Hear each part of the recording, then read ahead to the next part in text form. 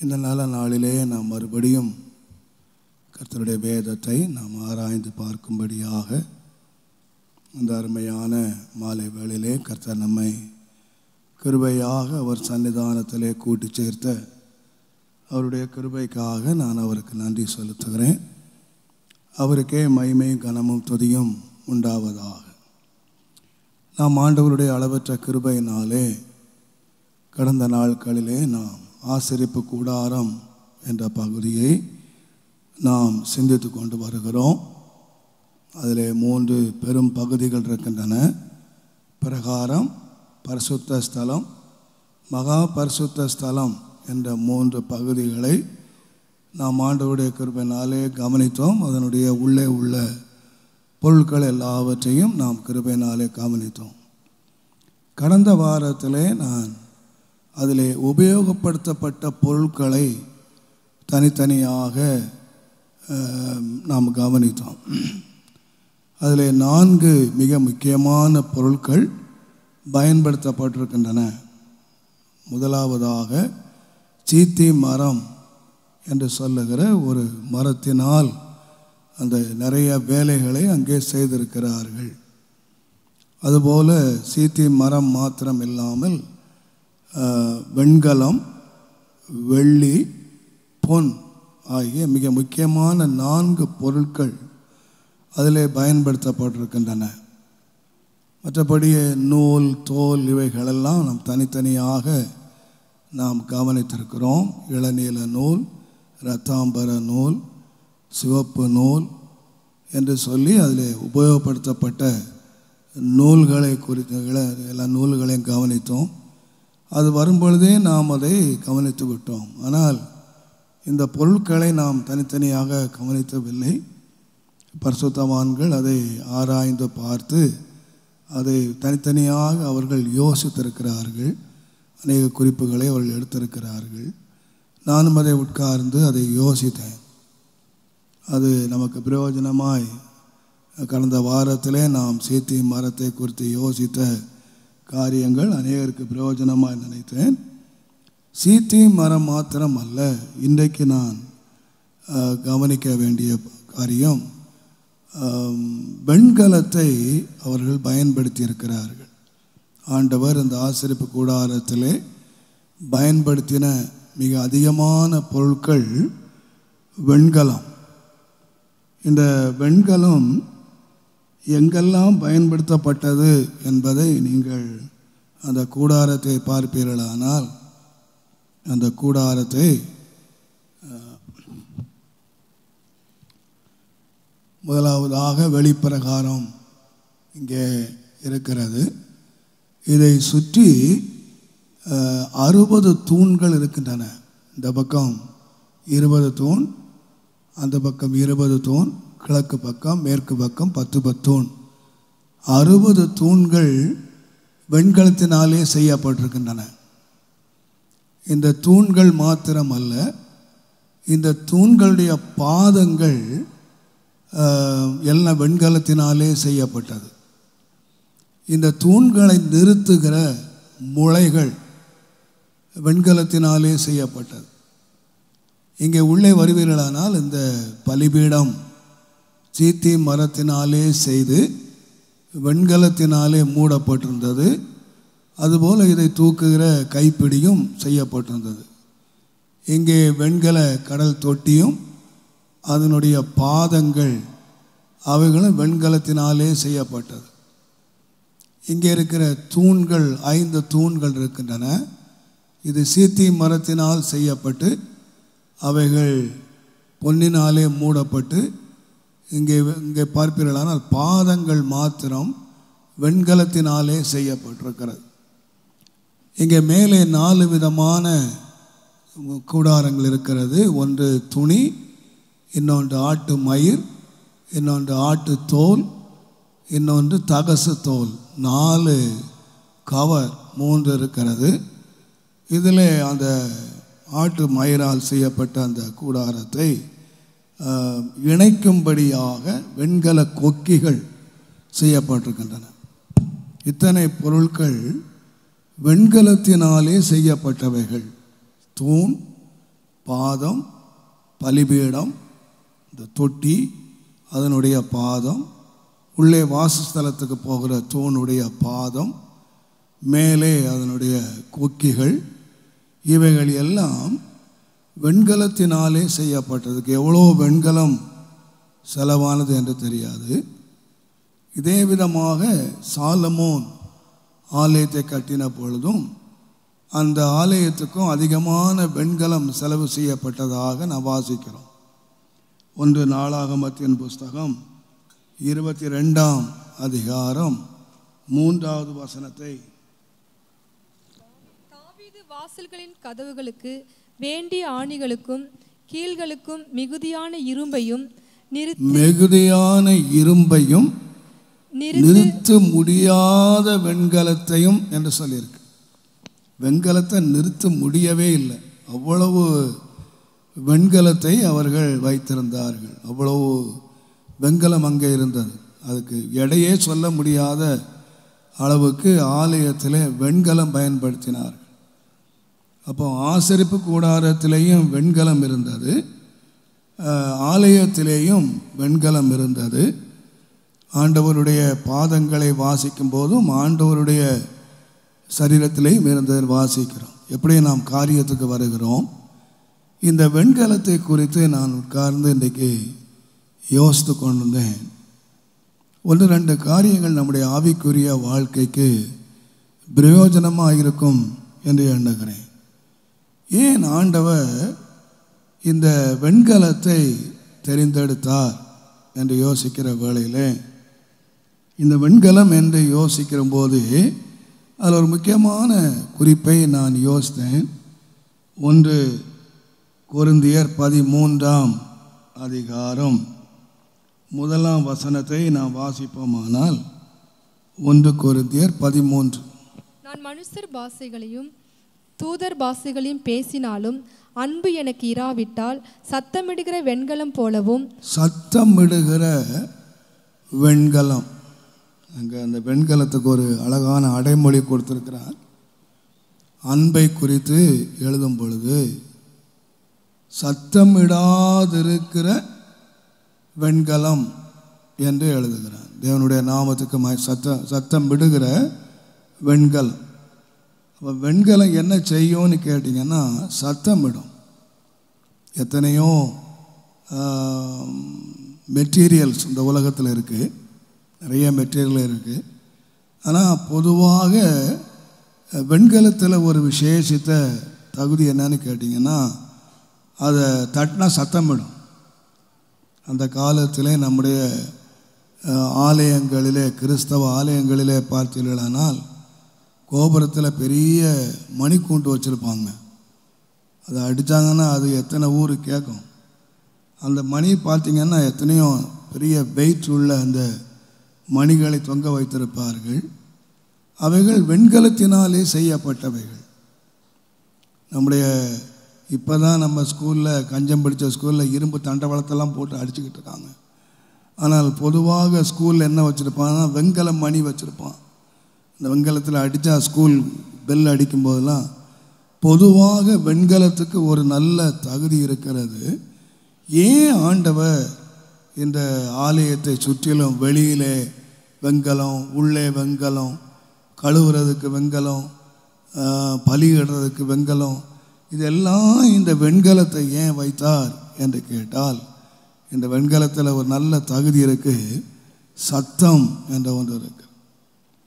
நான் தாழ்மையாக விசுவாசிக்கிறேன், கிறிஸ்தவ வாழ்க்கையில் சத்தம் என்ற ஒன்றை பிரிக்கவே முடியாது. ஒரு கிறிஸ்தவனையும் சத்தத்தையும் பிரிக்கவே முடியாது. அவனுடைய கிறிஸ்தவ வாழ்க்கையில் அநேக அனுபவங்களை இந்த சத்தத்தோடு நாம் ஒப்பிட்டு வாசிக்கலாம். உண்மையாக ஒரு உண்மையான கிறிஸ்தவன் யார் என்று கேட்டால் சத்தம் விடுகிறவன். மௌனமாக இருக்கிறவன் ஒரு கிறிஸ்தவனாக இருக்க முடியாது.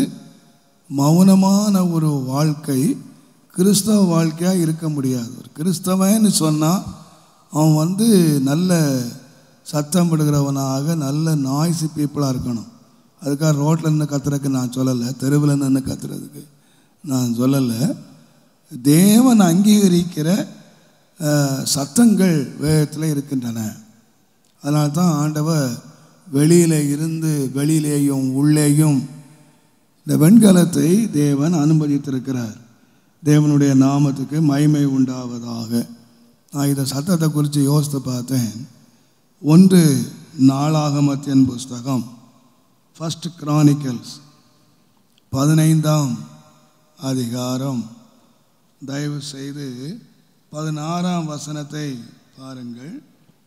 தாவீது லேவியரின் பிரபுக்களை நோக்கி, நீங்கள் உங்கள் சகோதரராகிய பாடகரை தம்புரு, சுரமண்டலம், கைத்தாள முதலிய கீத வாத்தியங்கள் முழங்க தங்கள் சத்தத்தை உயர்த்தி சந்தோஷம் உண்டாக பாடும்படி நிறுத்த வேண்டும். லேவியர் ஆசாரியர்கள், அதில் அவர் சொல்லுகிறார், கொயர், ஒரு முன்னாலே பாடுறதுக்கு ஒரு குழுவை நியமிக்கிறார். அவங்க எப்படி பாடணும்னு கேட்டிங்கன்னா, சத்தத்தை உயர்த்தி சந்தோஷம் உண்டாகத்தக்கதாக பாடணும். இப்போ பாட்டு முணுமுணு பாடுற பாட்டு இல்லை. அந்த பெரிய காங்கிரிகேஷனில் இருந்து ஒரு குழுவை பிரித்து நான் சொல்லுகிறேன், நீங்கள் சகோதரராகிய பாடகரை தம்பூரு, சுரமண்டலம், கைத்தாளம் முதலிய கீத வாத்தியங்கள் முழங்க சத்தத்தை உயர்த்தி சந்தோஷம் உண்டாக பாடுங்கள். அப்போ தாழ்மையாக நான் சொல்வேன், பாட்டு என்று சொல்லுகிறது எப்படி பாடணும்னு கேட்டிங்கன்னா, நல்ல சத்தத்தை உயர்த்தி சந்தோஷம் உண்டாக பாடுங்கள். கிறிஸ்தவத்துக்கும் பாட்டுக்கும் ரொம்ப சம்பந்தம் இருக்கின்றன.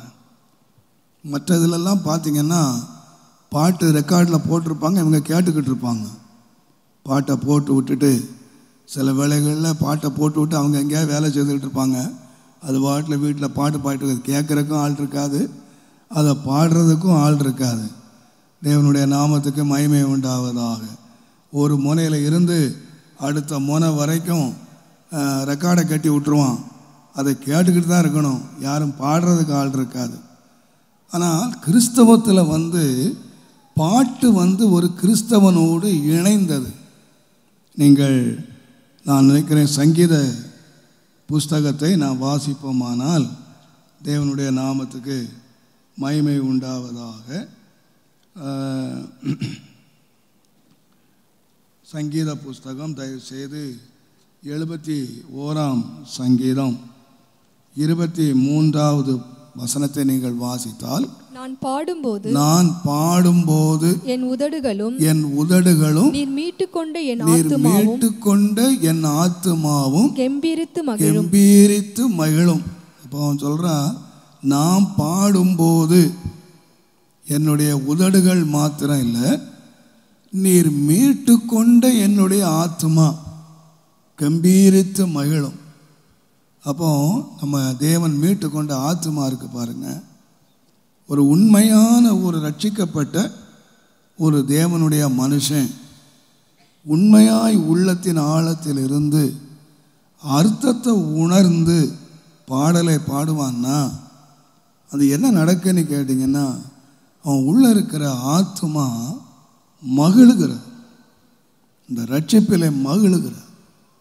இன்றைக்கி நிறைய பேருக்கு பாட்டு பாடுவாங்க, ஆனால் அதை உள்ளத்தில் உணர்ந்து அந்த அர்த்தத்தை உணர்ந்து அவர்கள் பாடுவார்கள். ஆனால் அந்த மீட்டுக்கொண்ட ஆத்மா மகிழ பண்ணுகிறது ஒரு பாட்டு.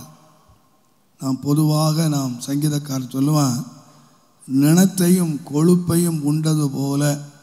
இப்போ சிலருக்கு இந்த ரொம்ப ரொம்ப சந்தோஷம் என்னன்னு கேட்டிங்கன்னா, நல்ல நினமும் கொழுப்பும் வச்சு நல்லா மூக்கு பிடிக்க நல்ல கறி மாம்சமும் தின்னா நல்ல சந்தோஷமாக சாப்பிட்ற மாதிரி சரீரத்துக்கு ரொம்ப சந்தோஷம்.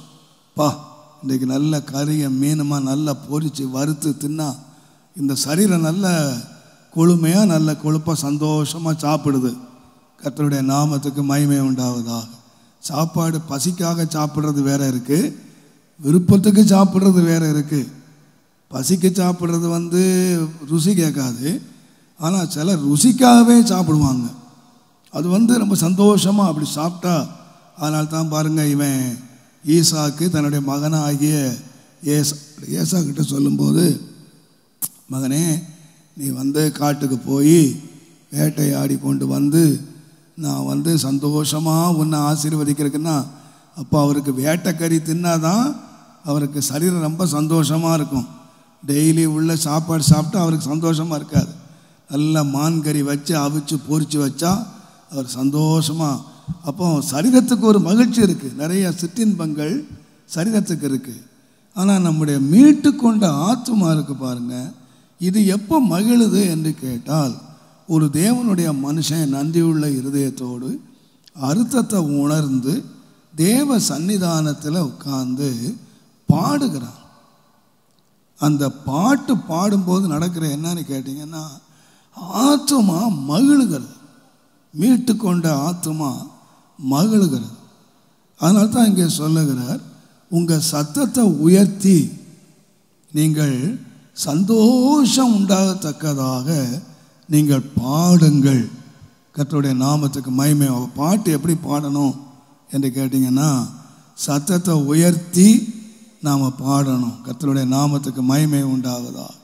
உண்மையாக சத்தமாக பாட பிறந்தவங்க யாருன்னு கேட்டிங்கன்னா நாம தான். தேவனுடைய நாமத்துக்கு மகிமை உண்டாவதாக. அப்போது நான் தாழ்மையாக சொல்லுவேன், பாட்டில் ஒரு சத்தம் இருக்கிறது, ஒரு சத்தத்தை உயர்த்தி நாம் பாட வேண்டும்.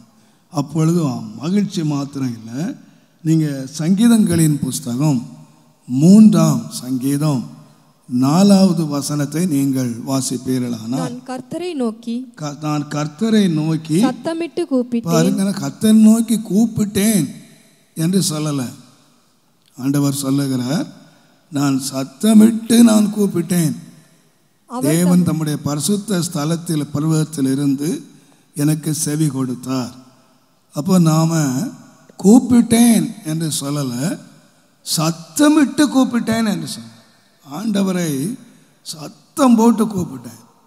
பாருங்கள், சத்தம் போட்டு கூப்பிடுறதுக்கு 2 காரியங்கள் இருக்குது. ஒன்று, நம்ம வாழ்க்கையில் ஒரு சந்தோஷமான ஒரு காரியம் நடந்தது வச்சுக்கொள்ளுங்க. ஒரு சந்தோஷம், நம்ம எதிர்பாராத ஒரு சந்தோஷம் நடந்துருச்சுன்னா நம்ம அறியாமலே கைத்தட்டி மகிழ்ச்சி அப்படியே நம்ம ஒரு சத்தத்தை நம்ம உண்டாக்கிறோம். கர்த்தருடைய நாமத்துக்கு மகிமை உண்டாவதாக. நான் அடிக்கடி சொல்லியிருக்கிறேன். ஒரு முறை நான் பஸ்ஸில் போயிட்டுருக்கும்போது ஒரு பையன் அப்படியே காதில் வச்சு ரேடியோ கேட்டே வந்தான். நினைக்கிறேன் அன்றைக்கு என்ன ஒரு கிரிக்கெட்டு மேட்ச் போல் இருக்கு. அவன் கேட்டுக்கிட்டே வந்தான். என்ன நடந்துன்னு தெரியாது, அங்கே என்ன விக்கெட் விழுந்துச்சா, அங்கே என்ன மட்டை விழுந்துச்சா தெரில. அது கேட்டுக்கிட்டே வந்தவன், பஸ்ஸுங்க அவ்வளோ பேர் உட்காந்துருக்காங்க, ஆம்பளை பொம்பளைங்க உட்காந்துருக்காங்க. இவன் கேட்டே வந்தவன் சந்தோஷத்தில் அப்படியே குதிச்சான் பாருங்க, சீட்லேருந்து உட்காந்துட்டு. அவ்வளோ சந்தோஷம். ஒரு கிரிக்கெட்டில் அங்கே ஒரு விக்கெட் விழுந்துடுச்சு, இல்லை அங்கே ஒரு ஜெயம் எடுத்துட்டாங்க அப்படின்னு உடனே ஒரு சந்தோஷம் வந்த உடனே அது பஸ்ஸுனையும் பார்க்கறது இல்லை. ஆனால் 4 பேர் உட்காந்துருக்காங்க, 4 பொட்டு பிள்ளைங்க உட்காந்து, நம்ம வாலிபனாச்சு இப்படி கழுத மாதிரி கத்துறமா அவன் பார்த்தானா இல்லை.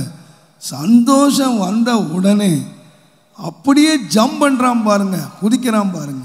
அது எவ்வளோ நேரம், இந்த பக்கம் ஒரு விக்கெட் விழுந்தா சந்தோஷம், அடுத்த நேரம் விக்கெட் விழுந்தா அவ்வளோதான், தலைகள்லாம் கவர்ந்துடும், அவ்வளோதான், சந்தோஷம் போச்சு. இந்த ஒரு டெம்பரவரியாக ஒரு அனித்தியமான ஒரு சந்தோஷம் ஜனங்களை மகிழ பண்ணும்போது என்ன உண்டாகுதுன்னா சத்தம் உண்டாகுது. அது மாத்திரமல்ல, அதிகமான துக்கங்கள் வாழ்க்கையில் சம்பவிக்கும் போதும் நம்ம அறியாமல் சத்தம் விட்டுருவோம். ஐயோ அப்படின்னா என்ன சத்தம் போட்டுறோம். ஒரு துக்கம் நம்முடைய வாழ்க்கையை தொடும் பொழுது எவ்வளோ பெரிய சத்தம் வந்துடுது. அப்போது நம்முடைய துக்கத்தையும் நம்முடைய உணர்ச்சிகளை காட்டுகிற இடம்தான் சத்தம். ஒரு மனிதனுடைய உணர்ச்சிகளை வெளியே காட்டுகிறது. சத்தத்தில் பெரிய பங்கு இருக்குது. இப்போ இவர் ஆண்டவர்கிட்ட சொல்கிறாரு, ஆண்டவரே நான் உம்மை நோக்கி சத்தமிட்டு கூப்பிட்டேன். அப்போ அவனுடைய எந்த பாதையில் அவன் போனான்னு தெரியாது. உரத்த சத்தமாக, அன்றைக்கு நீங்கள் ஆகாரை பார்த்தீர்களானால் ஆகார் சத்தமிட்டு அழுதாள். போய் தன்னுடைய பிள்ளை சாக போகுது, அப்படியே முணுமுணுத்துக்கிட்டு இல்லை, அப்படியே கண்ணை கசக்கிட்டு உட்கார்ந்துருக்கல, அவள் சத்தமிட்டு அழுதாள். இந்த ஐயோ என் பிள்ளை சாக போகுதே, என் பிள்ளை மரிக்க போகுதே, நான் என்ன செய்வேன் என்று சத்தமிட்டு அழுதாள். வேதம் சொல்லுகிறது, தேவன் அந்த அழுகையின் சத்தத்தை கேட்டு அவள் கண்களை திறந்தார். அப்போ நம்முடைய உணர்ச்சிகளை நாம் வெளிக்காட்ட வேண்டிய இடம் எங்கன்னு கேட்டிங்கன்னா தேவ சமூகம். மனிதர்கள் மத்தியிலே நம்முடைய உணர்ச்சிகளை காட்டுறதுனால ஒரு பிரயோஜனம் இல்லை.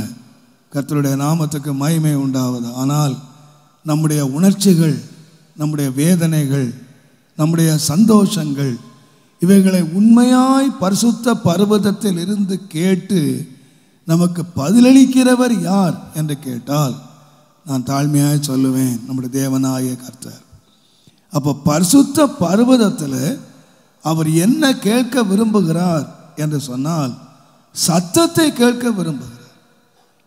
அது ஆனந்த சத்தமாக இருக்கலாம், அது மகிழ்ச்சியினால் உள்ள சத்தமாக இருக்கலாம், அல்லது துக்கத்தினால் உள்ள சத்தமாக இருக்கலாம். எப்படிப்பட்ட சத்தமாக இருந்தாலும் இந்த சத்தங்களை கேட்பதற்கு தேவனாகிய கர்த்தர் தம்முடைய பரிசுத்த பர்வதத்திலே அவர் ஆயத்தமாக இருக்கிறார். அந்த சத்தங்களை கேட்டு தேவன் பதிலளிக்கிறார் என்று நாம் வாசிக்கிறோம். தேவனுடைய நாமத்துக்கு மகிமை உண்டாவதாக. ஆகையினாலே தான் சங்கீதக்காரன் சொல்லுவான், 5ஆம் சங்கீதத்தை நீங்கள் வாசிப்பீர்களானால் 5ஆம் சங்கீதம் 2ஆம் வசனம் 3ஆம் வசனம் பாருங்க. கர்த்தாவே, காலையிலே என் சத்தத்தை கேட்டருளுவீர். காலையிலே என் 2ஆம் வசனம், நான் உம்மிடத்தில் விண்ணப்பம் பண்ணுவேன். உம்மிடத்திலே விண்ணப்பம் பண்ணுவேன். என் ராஜாவே, என் தேவனே, என் வேண்டுதலின் சத்தத்தை வேண்டுதலின் சத்தத்தை கேட்டருளும். கர்த்தாவே, கர்த்தாவே, காலையிலே என் சத்தத்தை காலையிலே என்னுடைய சத்தத்தை கேட்டருளுவே. காலையிலே உமக்கு நேரே வந்து சங்கீதக்காரன், ஆண்டவரே என் வேண்டுதல் சத்தத்தை கேளும் என்று சொன்னவன் அப்படியே விட்டுறல. எப்போ சொன்னான்னு கேட்டீங்கன்னா காலையில் என் சத்தத்தை கேட்டருளும் என்று பாடினான். இப்போ நான் தாழ்மையாக விசுவாசிக்கிறேன், ஆண்டவர் எந்த வேளை சத்தத்தை கேட்க விரும்புகிறார் என்று சொன்னால் இந்த ஏர்லி மார்னிங் ஒரு தேவனுடைய பிள்ளை தேவனுடைய சன்னிதானத்திலே தேவன் சத்தத்தை கேட்கத்தக்கதான ஒரு வேளை என்னவென்று கேட்டிங்கன்னா இந்த ஏர்லி மார்னிங். ஒவ்வொரு தேவனுடைய பிள்ளையும் தேவனுக்கு முன்பதாக தேவனுடைய சன்னிதானத்தில் ஒரு சத்தத்தை உயர்த்துகிற ஒரு நேரத்தை அறிந்திருக்கணும். நீங்கள் தேவனால் பயன்படுத்தப்பட்ட எந்த மனிதனை எடுத்து பாருங்கள், அவர்கள் எல்லாரும் தேவனை நோக்கி கூப்பிட்ட வேளை என்னவென்று கேட்டிங்கன்னா இந்த ஏர்லி மார்னிங், அதிகாலை. ஆண்டவர் சொன்னார், அதிகாலையில் என்னை தேடுகிறவன் என்னை கண்டடைவான் என்று சொன்னார். ஆண்டவரை கண்டடைகிற நேரம் அல்லது ஆண்டவரை கண்டுபிடிக்கிற நேரம் என்ன என்று கேட்டால் அதிகாலை வேளை. பாருங்கள், அடிக்கடி நான் யோசிப்பேன், இந்த ஆண்டவராக இயேசு கிறிஸ்து இந்த உலகத்திலே வந்து நமக்காக பாடுபட்டு மரித்து அடக்கம் பண்ணப்பட்டார். அவரை கல்லறையிலே அடக்கம் பண்ணி விட்டார்கள். நமக்கு எவ்வளவுதான் நேசத்துக்குரியவங்களாக இருக்கட்டும், நமக்கு எவ்வளவுதான் அன்புக்குரியவங்களாக இருக்கட்டும், எவ்வளவுதான் நெருக்கமானவங்களாக இருக்கட்டும், மரித்து போயிட்டாங்க, அடக்கம் பண்ணியாச்சு. கல்லறையை பார்க்கணும். எப்போ போவீங்க? யாரும் கல்லறையை போக மாட்டீங்களோ? அப்படியே ரொம்ப சாமியாராயிட்டீங்க மௌனமாக. கல்லறையை பார்க்கணுன்னா எப்போ போவீங்க? காலையில் தான் போவீங்க, விடிஞ்ச பிறகு போவீங்க. ஆனால் இந்த பெண்களை பார்த்தீங்கன்னா அதிக இருட்டோட கல்லறைக்கு போனாங்களே. ஏன் அதிக இருட்டு? கல்லறை போய் என்ன பார்க்க போகிறாங்க? அதிக இருட்டோட அதிகாலையிலே அதிக இருட்டு. அந்த வசனத்தை நீங்கள் வாசித்து பாருங்கள். தேவனுடைய நாமத்துக்கு மகிமை உண்டாவதாக. நான் நினைக்கிறேன் லூக்கா எழுதின சுவிசேஷம் தேவனுடைய நாமத்துக்கு மகிமை உண்டாவதாக. 24ஆம் அதிகாரம் நீங்கள் 1ஆம் வசனத்தை வாசித்து பாருங்க. வாரத்தின் முதலாம் நாள் அதிகாலையிலே தாங்கள் ஆயத்தம் பண்ணி, அதிகாலையிலேன்னு எழுதியிருக்கு. நீங்கள் யோவான் 20:1 வாசித்து பாருங்க.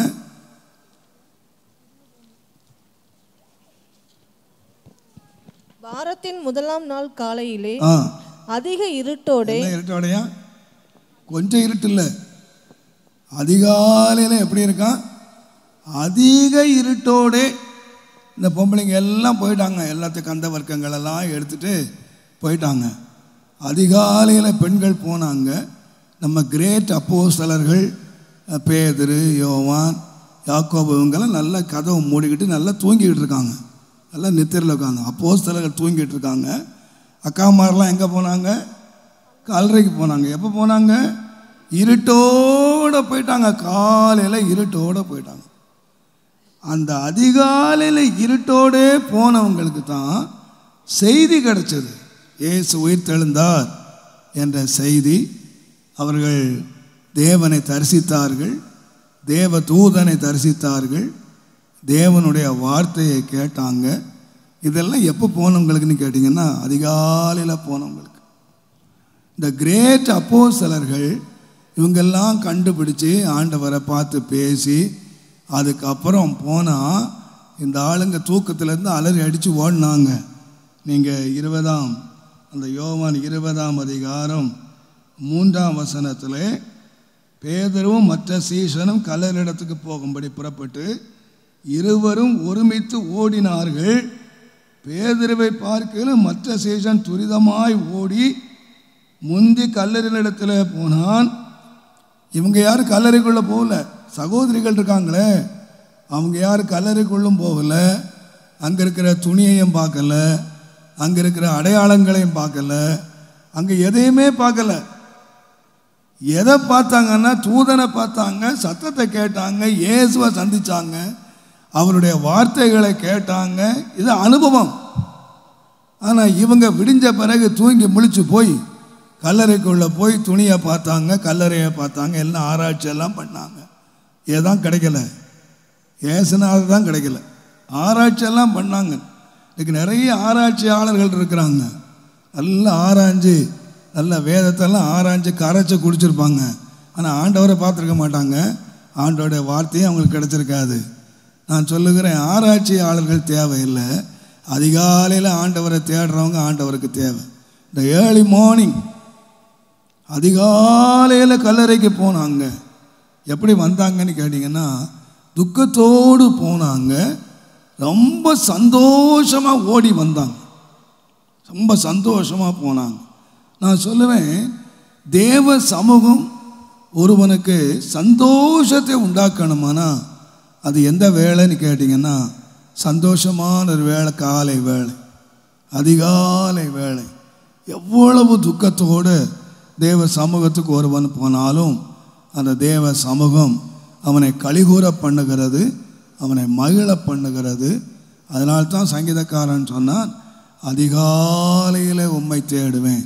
63ஆம் சங்கீதம் 1ஆம் வசனத்தை நீங்கள் வாசிப்பீர்களானால், தேவனே நீர் என்னுடைய தேவன், அதிகாலமே நான் உம்மை தேடுகிறேன். வறண்டதும் விடாய்த்ததுமான தண்ணீரற்றதுமான இடத்திலே என் ஆத்துமா உம்மேல் தாகமாய் இருக்கிறது, என் மாம்சமானது உம்மை வாஞ்சிக்கிறது. தேவனே நீர் யாருடைய தேவன்? இன்னைக்கு நிறைய பேருக்கு தேவனே நீர் எங்களுடைய தேவன். அவர்களுக்கு ஒரு பொதுவாக ஒரு தேவன், தேவனுடைய நாமத்துக்கு மகிமை உண்டாவதாக. ஆனால் அவன் ஏன் தேவன் அதிகாலமே தேடினான்னு கேட்டிங்கன்னா, நீர் எங்களுடைய தேவன் என்றல்ல, நீர் என்னுடைய தேவன். இப்போ அவனுக்கு என்னுடைய தேவன் சொன்ன பாருங்க, என் புருஷன், என் மனைவி, என் பிள்ளைகள், அந்த என் என்று சொல்லுகிறதுல ஒரு பெரிய உரிமை இருக்கிறது. அது தனக்கு மட்டும்தான் சொந்தம். தேவன் வானத்தையும் பூமியை உண்டாக்கி எல்லாருக்கும் சொந்தம். இந்த உலகத்தில் உள்ள எல்லா மனிதனுக்கும் தேவன் சொந்தம். அது பொதுவான ஒரு அறிவு, எல்லாரையும் நேசிக்கிறார். ஆனால் இந்த மனுஷன் சொல்றாரு, தேவனே நீர் எங்களுடைய தேவன் என்று சொல்லலை, நீர் என்னுடைய தேவன். அப்போ அவனுக்கு தேவன் தன்னுடைய பர்சனல் தனிப்பட்ட முறையில் என்னுடைய தேவன் என்று சொல்லக்கூடிய ஒரு உறவு, ஒரு ஐக்கியம் அவனுக்கு இருந்ததுனால அவன் எப்போ தேடினான்னு கேட்டிங்கன்னா காலையில் தேடினான். நான் சொல்லுவேன், கிறிஸ்தவ ஜீவியம் அறிவல்ல, கிறிஸ்தவ ஜீவியம் அனுபவமும் அல்ல, கிறிஸ்தவ ஜீவியம் ஒரு நல்ல உறவு, தேவனோடு வைத்திருக்கிற ஒரு நல்ல உறவு. இது எல்லாரையும் 25 வருஷம் அனுபவம் எனக்கு இருக்குது, 50 வருஷம் அனுபவம் இருக்குன்னு சொல்கிறது அங்கேயாவது வேலை ஸ்தலத்தில் வச்சுக்கணும். எங்கேயாவது கம்ப்யூட்டர் கம்பெனிலேயோ அல்லது ஒர்க் ஸ்பாட்லேயோ அவன் கேட்பான், ஆனால் எப்பா உனக்கு எத்தனை வருஷம் அனுபவம்ப்பா அப்படின்னு கேட்டால் எனக்கு 10 வருஷம் அனுபவம் சார். ஓ அப்படியா, சரி அப்போ நான் உனக்கு வேலை தரேன்னு சொல்லுவான். இங்கே கிறிஸ்தவ ஜீவியத்தில் உனக்கு எத்தனை வருஷம் அனுபவம்னு கேட்க மாட்டார், உனக்கு எவ்வளோ உறவுன்னு தான் கேட்பார். உன்னை ஆண்டவரோடு உனக்குள்ள ஃபெல்லோஷிப், உனக்குள்ள ஐக்கியம் எவ்வளவு. நிறைய பேர் 50 வருஷம் ஆண்டவர் அனுபவத்தில் இருக்கலாம், ஆனால் ஆண்டவரோடு உறவு இல்லாமல் இருக்கலாம், உறவு இல்லாமல் ஐக்கியம் இல்லாமல் இருக்கலாம். தேவனுக்கும் நமக்கும் என்ன உறவு? கிறிஸ்தவ ஜீவியம் என்று சொல்லுகிறது ஒரு தனிப்பட்ட உறவு, தனிப்பட்ட ஐக்கியம். நாம் எப்பவும் தேவனோடு ஐக்கியப்படலாம்.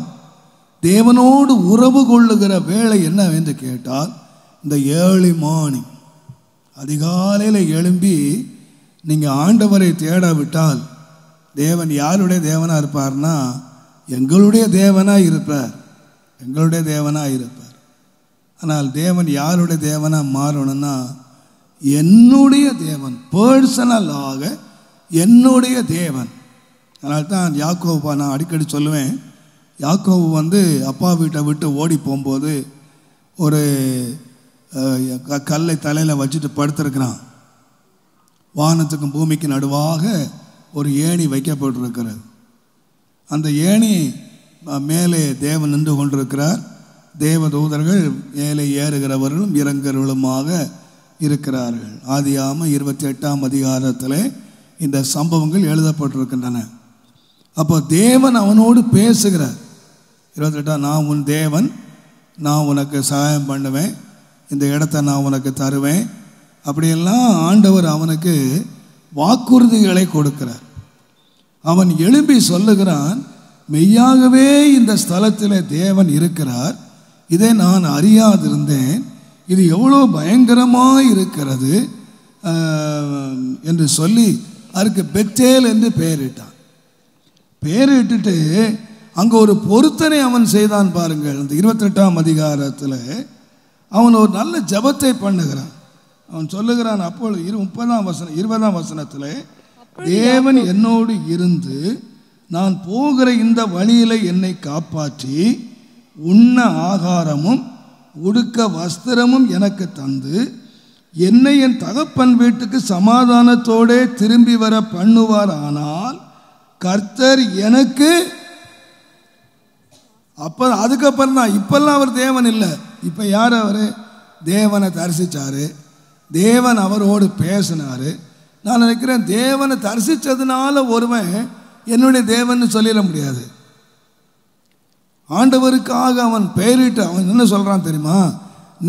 எனக்கு உண்ண உணவு தரணும், நான் போகிற வழியிலெல்லாம் என்னை காப்பாற்றணும், எனக்கு நல்ல சாப்பாடு தரணும், எனக்கு வஸ்திரம் தரணும், நான் இப்போ சண்டை போட்டு பகையோடு எங்கள் அண்ணனுக்கு நான் பயந்து ஓடுறேன், இதெல்லாம் சரி பண்ணி எனக்கு எல்லாம் சமாதானத்தை கட்டளையிட்டால் அதுக்கு அப்புறம்தான் நீர் யாராக இருப்பீர்? எனக்கு தேவனாக இருப்பீர், எனக்கு தேவன். அது வரைக்கும் நீர் யாருக்கு தேவன்? எங்கள் அப்பாவுக்கு தேவன், எங்கள் தாத்தாவுக்கு தேவன். இதுக்கு நிறைய பேருடைய தேவன் யாராக இருக்கிறார்னா தாத்தாவுக்கு தேவன். சிலர் சொல்லுவாங்க, எங்கள் தாத்தா அதிகாலமே எழும்பி ஜெபம் பண்ணுவார், இவர் 10 மணி வரைக்கும் தூங்குவார்.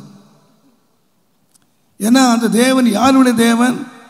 தாத்தாவுக்கு தேவன். நிறைய பேர் சாட்சி சொல்லுவாங்க, எங்கள் தாத்தா காலையிலே எழும்பி ஜெபம் பண்ணுவார். சிலர் சொல்லுவாங்க, எங்கள் அப்பா காலமே எழும்பி ஜெபம் பண்ணுற அப்பா, என் மனைவி காலையிலே எழும்பி ஜெபம் பண்ணுவான். இதெல்லாம் சாட்சியாக சொல்லிக்கிட்டு இருப்பாங்க. சொல்கிற ஆள் எப்போ எழும்புறான்னு தெரியாது. அடுத்தவங்களுடைய அனுபவத்தை சொல்லியே இவங்க கதை ஓட்டிக்கிட்டு இருக்கிறாங்க. கிறிஸ்தவ ஜீவியம் அடுத்தவங்க கதையை சொல்லி நம்ம ஓட்டிக்கிட்டு இருக்கிறது இல்லை, அடுத்தவங்க சாட்சியில் நம்ம மகிழ்ந்து கொண்டிருக்கிறது இல்லை. கிறிஸ்தவ ஜீவியம் நம்முடைய பர்சனல் எக்ஸ்பீரியன்ஸ், நம்முடைய தனிப்பட்ட அனுபவம். நான் காலையில் எவ்வளோ ஜபிக்கிறேன், எங்கள் தாத்தா காலையில் ஜபிக்கிறாரு, நான் காலையில் எவ்வளோ ஜபிக்கிறேன், அதை பார்த்துக்கிட்டே தூங்கிட்டு இருக்கிறேன்னா இல்லை நான் எழும்பி ஜெபம் பண்ணுறேன்னா, என்னுடைய உறவு எப்படி இருக்குது, கர்த்தரோடு கூட என்னுடைய உறவு எப்படி இருக்குது. சங்கீதக்காரன் சொன்னான், ஆண்டவரே காலையிலே என்னுடைய சத்தத்தை நீர் கேட்டருளுவீர். நீ ஏனென்றால் என்னுடைய தேவன், என்னுடைய பர்சனல் தனிப்பட்ட முறையில் காலையிலே நான் உம்மை தேடுறேன் சுவாமி. கர்த்தருடைய நாமத்துக்கு மகிமை உண்டாவதாக. அதனால தான் பரிசுத்தவான்கள் இந்த சத்தத்தை அறிந்துதான் அவர்கள் அதிகாலையிலே ஆண்டவரை கேட்டார். இந்த வேண்டுதல் சத்தம் அந்த மாத்திரம் அல்ல, கிறிஸ்தவ வாழ்க்கையில் இன்னொரு சத்தமும் இருக்கிறது. பாருங்கள், சங்கீதங்களின் புஸ்தகம் 6ஆம் சங்கீதம் 8வது வசனத்தை நீங்கள் வாசிப்பீர்களானால், அக்கிரமக்காரரே நீங்கள் எல்லாரும் என்னை விட்டு அகன்று போங்கள், அக்கிரமக்காரரே நீங்கள் எல்லாரும் என்னை விட்டு அகன்று போங்கள், கர்த்தர் என் அழுகையின் சத்தத்தை கேட்டார். அங்கே சொல்லுகிறான், அக்கிரமக்காரரே நீங்கள் எல்லாரும் அகன்று போங்கள், என்னுடைய சேனை அனுப்பி நான் உங்களை அழிச்சிருவேன்னு சொல்லலை. அவங்கள்ட்ட பெரிய சேனை இருக்கு, அவன் பெரிய யுத்த வீரன், பெரிய சமர்த்தன், யுத்தத்தில் பெரிய வல்லவன், எங்கெல்லாம் எதிரிட்டு போனானோ அங்கெல்லாம் ஜெயம் எடுத்தான். ஆனால் இங்கே அவன் சொல்லுகிறான், அக்கிரமக்காரரை அகற்றுவதற்கு அவன் எடுத்த ஒரு வழி என்ன என்று கேட்டால், ஆண்டவரே அக்கிரமக்காரரே என்னை விட்டு அகன்று போங்கள். ஏன்னு கேட்டிங்கன்னா, என்னுடைய அழுகையின் சத்தத்தை ஆண்டவர் கேட்டார். அப்போ அவன் ஏன் அழுதான்னு கேட்டிங்கன்னா, அக்கிரமக்காரருக்காக அழுதான். இன்றைக்கு தேவனுடைய பிள்ளைகள் நமக்காக அழுகிறார்கள், நம்முடைய காரியத்துக்காக அழுகிறார்கள். ஆனால் ஒரு உண்மையான ஒரு தேவனுடைய பிள்ளை யாருக்காக அழணும்னு கேட்டிங்கன்னா, அக்கிரமக்காரர்களை அகற்றும்படி அல்லது அக்கிரமத்தை விலக்கும்படி ஒரு தேவனுடைய பிள்ளை அழ வேண்டும். ஆண்டவருடைய வாழ்க்கையில் நீங்கள் வாசிப்பீர்களானால், ஏசாயா தீர்க்கதரிசியின் புஸ்தகம் தயவு செய்து 53வது அதிகாரத்தை நான் வாசிப்போமானால், அங்கே அவருடைய மரணத்தை குறித்து 53ஆம் அதிகாரம் எழுதுகிறது. 12ஆம் வசனத்தை நீங்கள் வாசிப்பீர்களானால், அவர் தம்முடைய ஆத்துமாவை மரணத்தில் ஊற்றி அக்கிரமக்காரரில் ஒருவராக எண்ணப்பட்டு அநேகருடைய பாவத்தை தாமே சுமந்து அக்கிரமக்காரருக்காக வேண்டிக் கொண்டார். எப்படி வேண்டிக் கொண்டார்னா, நமக்கு தெரியும், அவர் கெத்செமனே தோட்டத்தில் அக்கிரமக்காரருக்காக அவர் ஜெபிக்கிற வேளையிலே அவருடைய வியர்வை எல்லாம் இரத்த துளிகளாய் விழும் அளவுக்கு ஜெபம், பலத்த சத்தத்தோடு கண்ணீரோடு ஜெபம் பண்ணார். நீங்கள் எபிரேயர்களின் நிருபம், தேவனுடைய நாமத்துக்கு மகிமை உண்டாவதாக, எபிரேயர்களின் நிருபம் தயவு செய்து 5ஆம் அதிகாரம் 7ஆம் வசனம் பாருங்கள். எபிரேயர் 5:7. அவர் மாம்சத்தில் இருந்த நாட்களில் தம்மை மரணத்தினின்று ரட்சிக்க வல்லமை உள்ளவரை நோக்கி பலத்த சத்தத்தோடும் கண்ணீரோடும் விண்ணப்பம் பண்ணி ஆண்டவர் எப்படி ஜெபம் பண்ணாரா சொல்லுங்க. இன்றைக்கு சிலர் சொல்லுவாங்க, இயேசுநாதர் சொல்லியிருக்காரு, ஜெபம் பண்ணும் பொழுது அரை கதவை மூடி ஒருத்தர் சத்தம் கேட்காம ஜெபம் பண்ணு அப்படின்னு சொல்லியிருக்காரு. இந்த பெந்தகோஸ்தைக்காரனுங்க இப்படி சத்தம் போடுறானுங்க அப்படின்னு ரொம்ப கிறிஸ்தவன் தான் சொல்கிறான், இந்து சொல்ல மாட்டான், கிறிஸ்தவன் தான் சொல்லுவான். கிறிஸ்தவன் சொல்லுவான் அறக்கதவு ஜெபம் பண்ண சொல்லியிருக்கு. இந்த பெந்தகோஸ்தைக்காரங்க இப்படி சத்தம் போட்டு ஜெபம் பண்ணுறாங்க. ஆனால் இயேசுநாதரை பற்றி என்ன சொல்லியிருக்குன்னு கேட்டிங்கன்னா, அவர் என்ன எப்படி ஜெபம் பண்ணாரா? அவருக்காகவா, சாப்பாட்டுக்காகவா, அவர் பிரச்சனைக்காக ஜெபம் பண்ணார்? இல்லை, உங்களுக்காக எனக்காக அவர் ஜெபம் பண்ணார். எப்படி ஜெபம் பண்ணார்னா, பலத்த பலத்த சத்தத்தோடு ஜெபம் பண்ணார். அவர் பலத்த சத்தத்தோடு ஜெபம் பண்ணால்தான் இந்த அக்கிரமக்காரராகிய நாம இங்கே உட்கார்ந்துருக்கோம். இன்றைக்கு தேவனை நாம் பாடி துதிக்கிற காரணம் என்ன கேட்டிங்கன்னா, ஏசுநாதர் அன்றைக்கு மௌனமாக ஜெபம் பண்ணலை, சத்தத்தை உயர்த்தி. வேதம் சொல்லுகிறது பலத்த சத்தத்தோடும் கண்ணீரோடும் ஜெபம் பண்ண. அந்த சத்தம் எட்டியது அங்கே. அதனால் சங்கீதக்காரன் சொல்கிறான், என் அழுகையின் சத்தத்தை கேட்டார். நான் அழுதேன்னு சொல்லலை, அழுகையின் சத்தத்தை கேட்டார். என் சத்தத்தை கேட்ட பொழுது, அக்கிரமக்காரரே நீங்கள் எல்லாரும் என்ன செய்யுங்கன்னா அகன்று போங்க. இப்போ நான் சொல்லுகிறேன், அக்கிரமக்காரருக்காக நாம் எவ்வளவு அழுகிறோம். சில வேளை நமக்கு உபத்திரம் வந்துட்டா, கஷ்டம் வந்துட்டா கிடந்து கத்துவோம். நான் மற்றவர்களுக்காக, பாவ நிவர்த்திக்காக, அக்கிரமம் நீங்குவதற்காக தேவ சமூகத்திலே நாம் சத்தம் போட்டு நாம் அழுகிறோமா, அழுதிருக்கிறோமா என்பதை நாம் யோசிக்கணும். ஒரு முறை ஒரு போதகர் வாழ்க்கையில் ஒரு சம்பவம் நடந்தது. அந்த போதகருடைய பையன் ரொம்ப லூஸ் மோஷன் ஆகி கிட்டத்தட்ட ஒரு மரண தருவாயில் வந்துட்டான். காலையில் இருந்து மத்தியானம் வரைக்கும் அந்த பாஸ்டர் அம்மா அந்த பையனை மடியில் போட்டுக்கிட்டு கத்தி கத்தி அழுகுறாங்க. ஆண்டவரே, எனக்கு இந்த பிள்ளைக்கு இறங்கும், என்னை தாரும், எனக்கு அவனை தாரும் அப்படின்னு சொல்லி கடந்து அழுகுறாங்க. இவர் காலையில் வெளியே போயிட்டார். இவர் செய்தி கேட்டு திரும்ப மத்தியானம் வந்தார். வந்து பார்த்தா பிள்ளை வந்து சாகிற நிலைமையில் இருக்குது. இவர் உடனே பார்த்துட்டு அந்த பிள்ளையை தூக்கி மடியில் போட்டு இவர் கடந்து ஓன்னு அழுதார். ஆண்டவரே, என் பிள்ளையை ரட்சியும், என் பிள்ளையை சுகமாக்கும். ஒரு ஏறக்குறைய ஒரு 3 மணி நேரம் கடந்து கண்ணீர் விட்டு கதறி அழுதார். அப்போது ஆண்டவர் அவரை மெதுவாக கூப்பிட்டு, அவர் பேர் சொல்லி கூப்பிட்டு, மகனே, உனக்கு ஒரு பிள்ளைய தந்து அந்த பிள்ளை சாக போகுது அப்படின்னு சொன்னால் நீ இவ்வளவு நேரம் கண்ணீர் விட்டு கதறி நீ அழுறிய. என்னுடைய பிள்ளைகள், என்னுடைய ஆத்துமாக்கள் உன் சபையை சுற்றி எத்தனை பேர் ஒவ்வொரு நாளும் செத்துக்கிட்டு இருக்காங்க. நீ என்றைக்காயில் இப்படி அழுதுருக்கிறியான்னு கேட்டாராம். உன் பிள்ளை சாவ போகுதுன்னா இப்படி கடந்து நீ கத்திட்டு அழுதுட்டு கிடக்கிற, ஆனால் அவன் வீட்டை சுற்றி என்னுடைய ஜனங்கள், என் மக்கள் சாகுறாங்களே, இதுக்காக என்றைக்காயில் நீ அழுதுருக்கியா அப்படின்னு ஒரு வார்த்தை ஆண்டவர் கேட்டாராம். அவ்வளவுதான். பையனை தூக்கி கீழே வச்சுட்டு அவர் கையை உயர்த்தி ஆண்டவர் மன்னிப்பு கேட்டார். ஆண்டவரே, எனக்கு மன்னியும். நான் ஒரு நாள் இந்த அக்கிரமக்காரரை நான் திட்டியிருக்கேன். இந்த குடிகார பயல்களையும் அவங்களையும் நான் சபிச்சிருக்கேன், நான் திட்டியிருக்கேன். அவனுடைய அக்கிரமம் நீங்கிறதுக்கு நான் அழுததில்லை, எனக்கு மன்னியும் என்று சொல்லி அந்த மனுஷன் கதறி கதறி ஆத்துமாக்களுக்காக அழுதார். அவருடைய ஊழியமும் வளர்ந்தது, அந்த பிள்ளையும் சுகமாச்சு. இன்றைக்கி நாம் நினைக்கிறோம், நமக்காக நம்ம தேவை வரும்போது நாம் வந்து அழுவோம். நமக்கு ஒரு பிரச்சனை வந்துட்டா, ஒரு வீட்டில் ஒரு கஷ்டம் வந்துட்டா, அதுக்கு யாரும் சொல்ல வேண்டியதில்லை, அழுங்க, அழுது ஜெபம் பண்ணுங்கன்னு என்ன சபையில் அறிவிக்க வேணும். ஃபாஸ்டிங் இருங்கன்னு சபையில் நீங்களே ஃபாஸ்டிங் போட்டுருவீங்க, நீங்களே அழுதுருவீங்க. ஆனால் யாருக்காக அழணும்னு கேட்டிங்கன்னா, அக்கிரமக்காரருக்காக அழணும். ஒரு அக்கிரமக்காரருக்காக, ஒரு பாவிக்காக அழுவோம் வாங்கன்னு கேட்டிங்கன்னா அங்கே யாரும் வரமாட்டாங்க. அதுக்கு 4 கிழவி தான் வரும் அழுகுறதுக்கு. அதுக்கு விசுவாசிகள் யாரும் வரமாட்டாங்க, அழுகுறதுக்கு யாரும் வரமாட்டாங்க.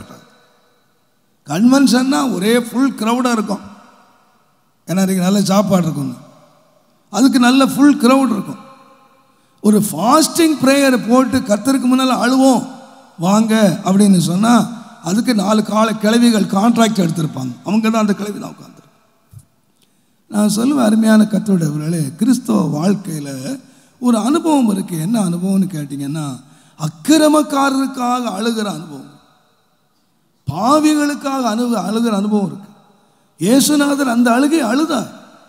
அன்றைக்கு பாவிகளாகி நமக்காக அவர் சிலுவையிலே ரத்தம் சிந்தி நம்மை மீட்டது மாத்திரமல்ல, பாவிகளாகிய நமக்காக அவர் சத்தமிட்டு அழுதார், கண்ணீரோடு அழுதார். பவுல் சொல்லுவார், நான் இடைவிடாமல் மன வேதனை அடைந்து சொல்லுவார்.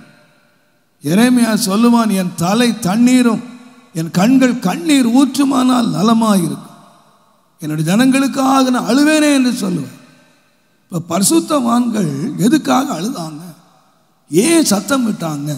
அவங்க சத்தம் எங்கே கேட்டுச்சுன்னு கேட்டிங்கன்னா தேவ சமூகத்தில் அக்கிரமக்காரருக்காக அழுதார். நம்முடைய ஜெபத்திலே நம்முடைய வாழ்க்கையிலே இந்த ஒரு அனுபவம் இருக்கணும். எந்த அனுபவம்னா அக்கிரமக்காரருக்காக அழுகிற அனுபவம், பாவிகளுக்காக அழுகிற அனுபவம். தேவனுடைய நாமத்துக்கு மகிமை உண்டாவதாக. நான் சொல்லுவேன், அக்கிரமக்காரருக்காக அழுகிறது மாத்திரம் அல்ல, நம்முடைய நெருக்கத்திலேயும் அபயம் விடலாம் கர்த்தரை நோக்கி. சங்கீதக்காரன் சொல்லுகிற வேளையிலே அநேக சத்தங்கள் நான் சொல்லுகிறேன். 18ஆம் சங்கீதம் 6ஆம் வசனத்தை சீக்கிரம் வாசியுங்கள். 18ஆம் சங்கீதம் 6ஆம் வசனம். எனக்கு உண்டான நெருக்கத்திலே கர்த்தரை நோக்கி கூப்பிட்டு என் தேவனை நோக்கி அபயமிட்டேன். தமது ஆலயத்தில் இருந்து என் சத்தத்தை கேட்டார். என் கூப்பிடுதல் என் சபை போய் அவர் சபைகளிலே ஏறிற்றேன்னு சொன்ன. அப்போ நம்முடைய நெருக்கத்திலே நம்ம நெருக்கத்திலையும் கர்த்தரை நோக்கி கூப்பிடலாம். உங்களுக்கு தெரியும், எசேக்கியா ராஜாவினுடைய காலத்தில் பயங்கர நெருக்கத்துக்குள்ளே வந்தான். கர்த்தருடைய புஸ்தகத்தை திறந்து தேவனுடைய ஆலயத்தில் போய், ஆண்டவரே நான் ரொம்ப நெருக்கப்படுகிறேன், பிள்ளை பேரு நோக்கி இருக்கிறது, பிறவோ பலன் இல்லை என்று சொல்லி தேவ சமூகத்திலே அந்த மனுஷன் எசேக்கியா தேவனுடைய ஆலயத்திலே புஸ்தகங்களை திறந்து வைத்து அவன் ஜெபம் பண்ணினான். முடிவு என்னன்னு கேட்டிங்கன்னா 1,85,000 பேரை ஒரே நாளிலே அந்த சங்காரக்காரன் சங்கரித்தான். அப்போ நம்ம நெருக்கத்தில் நாம் அபயமிடுகிற ஒரு இடமும் இருக்கிறது, சத்தம் இருக்கிறது. நம்முடைய நெருக்கத்தில் எங்கேயுமே நாம் ஓடுறதில்லை. நம்முடைய வாழ்க்கையில் நெருக்கங்கள் நமக்கு வரும்போது நாம் சத்தமிட வேண்டிய, நாம் கூப்பிட வேண்டிய ஒரு இடம் உண்டானால் தேவனுடைய சமூகம். கர்த்தருடைய நாமத்துக்கு.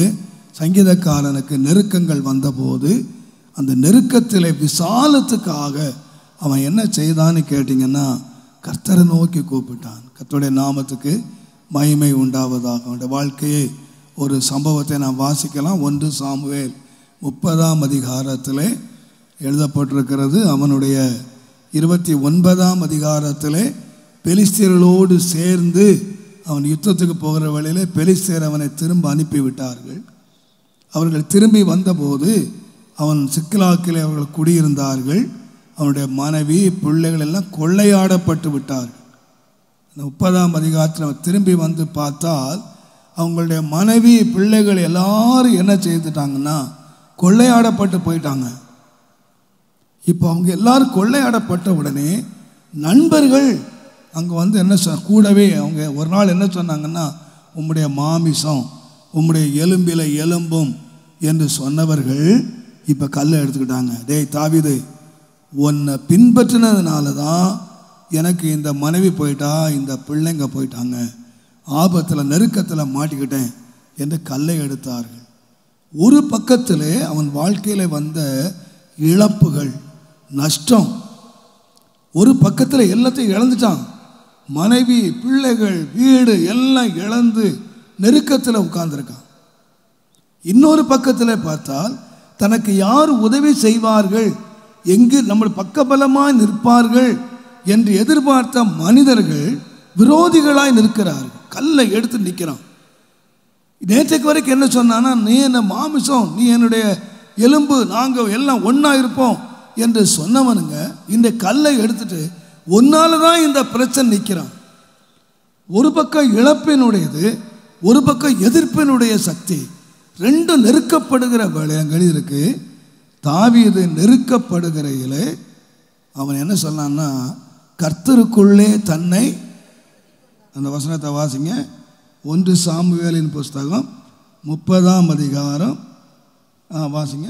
தாவீது மிகவும் நெருக்கப்பட்டான். தாவீது மிகவும் நெருக்கப்பட்டான். சகல ஜனங்களும் தங்கள் குமாரர் குமாரத்திகளின் மித்தம் மனக்லேசமானதினால் அவனை கல்லெறிய வேண்டும் என்று சொல்லிக் கொண்டார்கள்.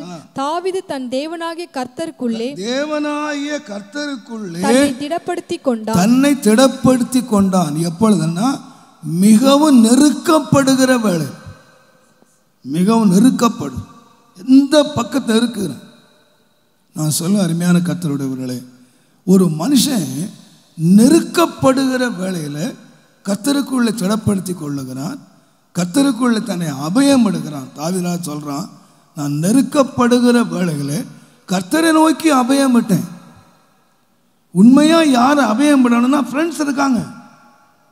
அவங்கள பார்த்து அவங்க ஃப்ரெண்ட்ஸ் எல்லாம் எப்போ இருப்பாங்கன்னு கேட்டிங்கன்னா, எல்லாம் வசதி இருக்கிற தான் ஃப்ரெண்ட்ஸு. நம்ம பர்ஸில் பணம் இருக்கிற வரைக்கும் ஃப்ரெண்ட்ஸ் இருப்பான், அவ்வளோதான் ஃப்ரெண்ட்ஸு.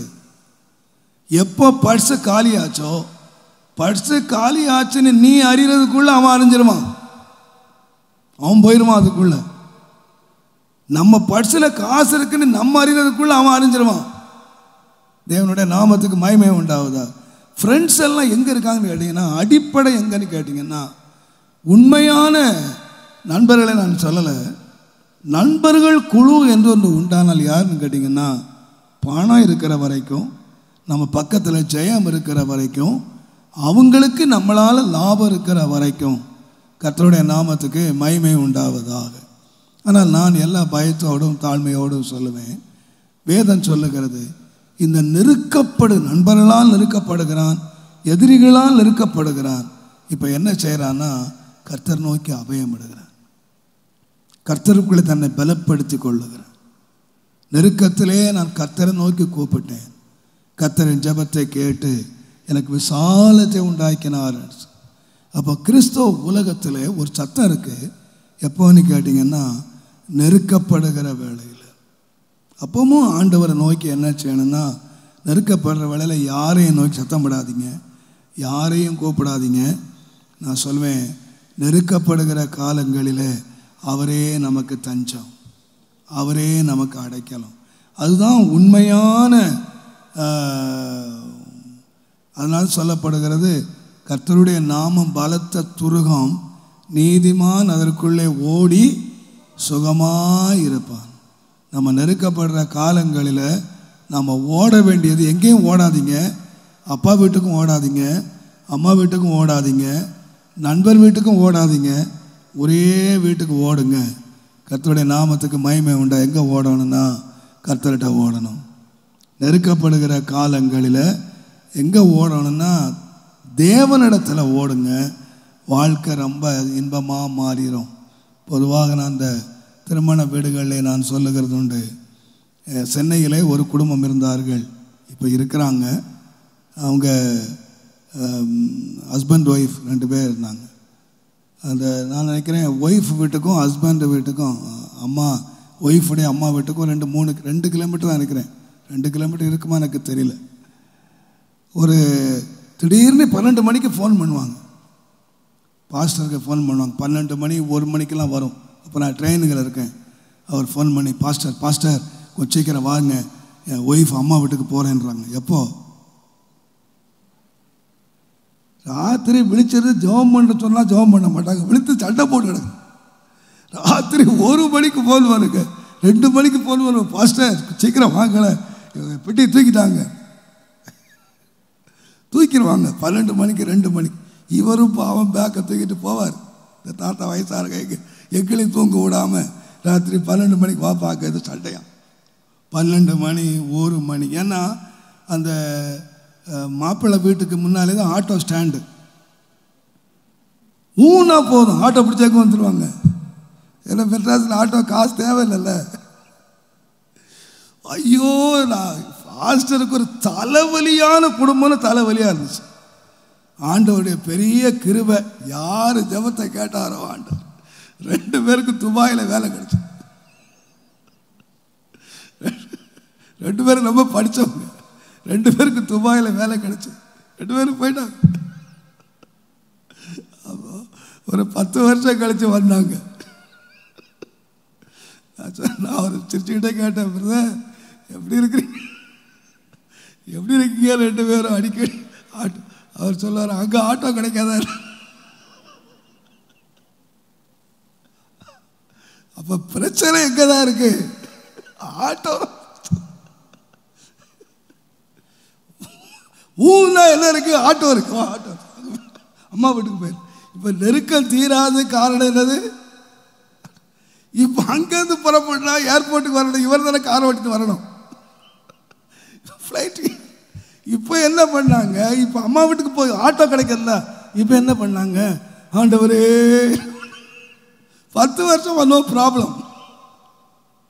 அப்போ தான் யோசித்தேன், இந்த பொண்ணு மாப்பிள்ளெல்லாம் கட்டி கொடுத்தா பக்கத்தில் கட்டி கொடுக்கக்கூடாது போல் இருக்கு. இங்கே எங்கேயாவது துபாயில் நம்ம ஊர்லலாம் முன்னால் பொண்ணு கொடுத்தா திருநெல்வேலியில் பொண்ணை கட்டி பாம்பேக்கு அனுப்பிடுவோம். பிரச்சனையே கிடையாது. அங்கே பிரச்சனை எங்கே கிடைக்கிது? ஆட்டோவில் தான் பிரச்சனை இருக்கு போல் இருக்கு. சங்கீதக்காரன் சொன்னா பாருங்க, நெருக்கம் வந்துடுச்சு, உடனே ஓடிடல. நான் ராஜா, என் தலைமையில் அபிஷேகம் இருக்கு அப்படின்னு என்னத்தான் தூக்கிடல. நெருக்கப்படுகிற காலங்களில் அவன் எங்கேயுமே ஓடாமல் எங்கே ஓடலான்னு கேட்டிங்கன்னா தேவ சமூகத்துக்கு ஓடணும். ஆண்டவரே எல்லா பக்கமும் நெருக்கப்படுறேன் சுவாமி. அவன் சொன்னான், நெருக்கப்படுகிற காலங்களிலே நான் சத்தமிட்டு கூப்பிட்டேன் பரிசுத்த ஸ்தலத்திலே தேவ சத்தத்தை. அப்போ நான் சொல்கிறேன், நம்மளோட வாழ்க்கையில் நம்ம சந்தோஷ சத்தம் மாத்திரம் இல்லை, ஆனந்த சத்தம் மாத்திரம் இல்லை, நம்ம நெருக்கப்படுகிற காலங்களிலே கர்த்தர் நோக்கி கூப்பிடுகிற சத்தமும் இருக்குது. அதை கேட்குறதுக்கு ஆண்டவர் என்ன செய்கிறார்? ஆயத்தமாக இருக்கிறார். நிறைய சத்தங்கள் இருக்குது. எனக்கு நேரம் ஆயிடுச்சு. சங்கீத புஸ்தகம் 26ஆம் அதிகாரம் 6ஆம் வசனத்தை நீங்க வாசித்தீங்கன்னா 26:6 வாசித்தீங்கன்னா, கர்த்தாவே நான் துதியின் சத்தத்தை தொனிக்க பண்ணி உம்முடைய அதிசயங்களை எல்லாம் விவரிப்பதற்காக 66:8 வாசிங்க. சங்கீதம் 66:8.